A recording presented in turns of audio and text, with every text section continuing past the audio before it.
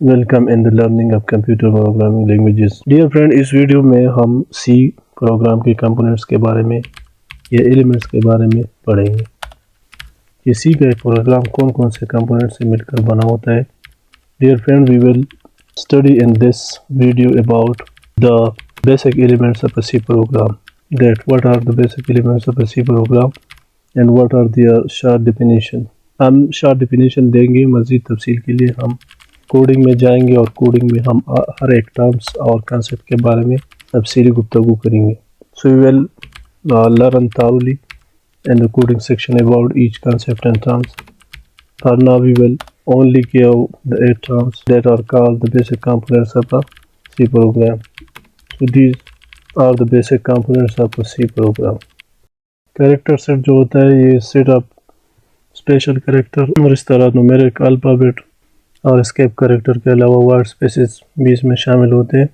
So it is the set of character that contain numeric alphabetic special character, escape characters and word space characters.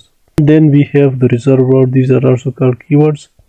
इसे हम keywords या reserved word कहते हैं। ये specific words होता है जो कि ख़ास मकासद के लिए कंपाइलर इस्तेमाल करता है और यूज़र ये अपने मकासद के लिए इस्तेमाल नहीं कर सकता, जो कोई दीगर मकासद के लिए इस्तेमाल नहीं किए जा सकते।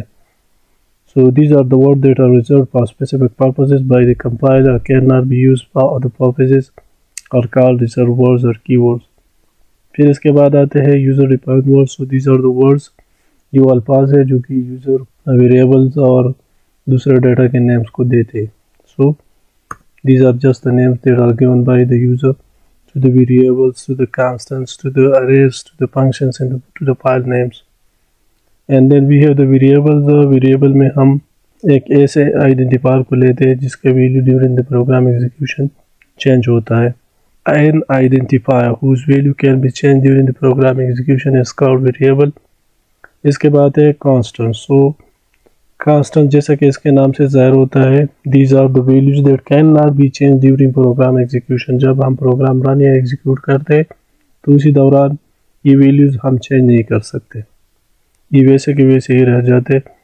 So these values which cannot be changed during program execution are called constants. और इसके बाद आते हैं ऑपरेटर्स। सो ऑपरेटर्स ये ख़ास किस्म के सिंबल्स होते हैं जो कि कंपाइलर को इस पे मजबूर करता है कि वो डेटा पे कोई ऑपरेशंस करे।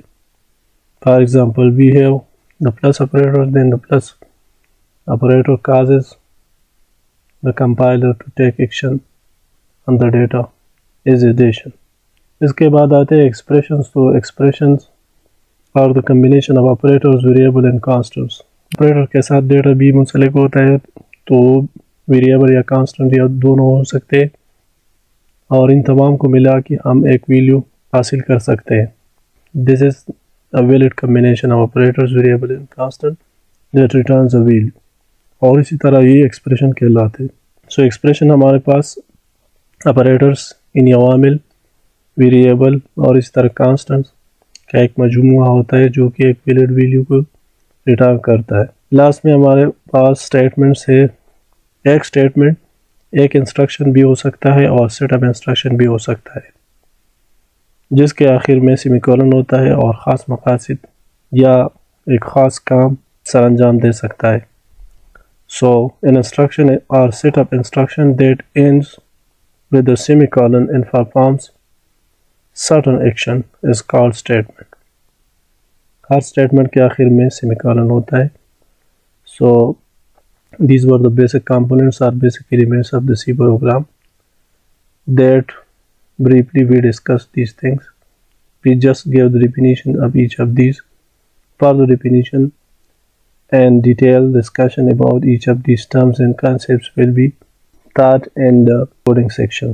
जब हम coding section में जाएंगे C के तो हम इन तमाम concepts के बारे में पढ़ेंगे, इनके मज़ीद अक़साम के बारे में पढ़ेंगे। For now it is enough. Thank you for watching.